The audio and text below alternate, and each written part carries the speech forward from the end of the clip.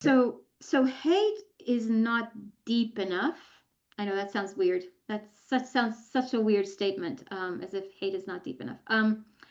What I mean by that is that there are mechanisms underneath hate.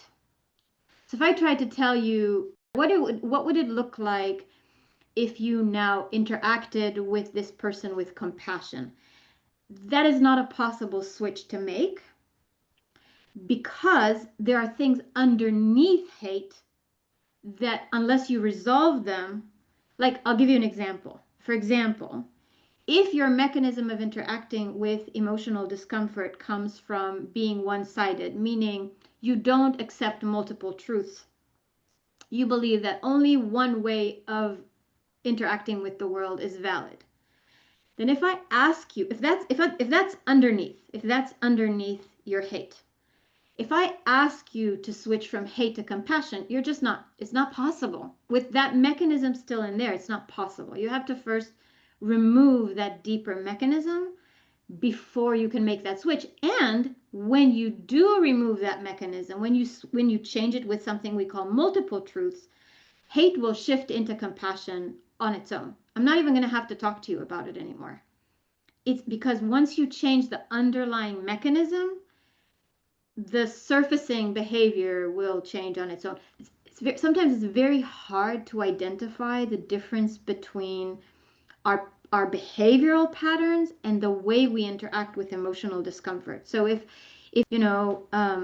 person of faith that only sees one perspective, that may or may not be the way they interact with emotional discomfort. What do I mean by that?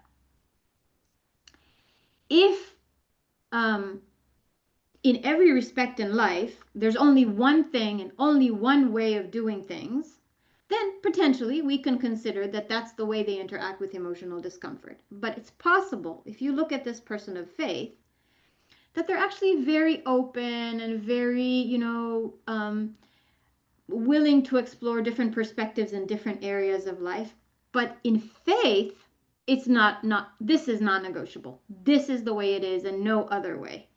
Now you've got to wonder why in this context they're so rigid. And it may be that they're afraid, for example, they're afraid of what would happen if they let go of their faith. Who are they? What does it mean? I'm just giving you an example. I don't know this person, of course, obviously not, after 2 minutes of you describing them, right? Even less.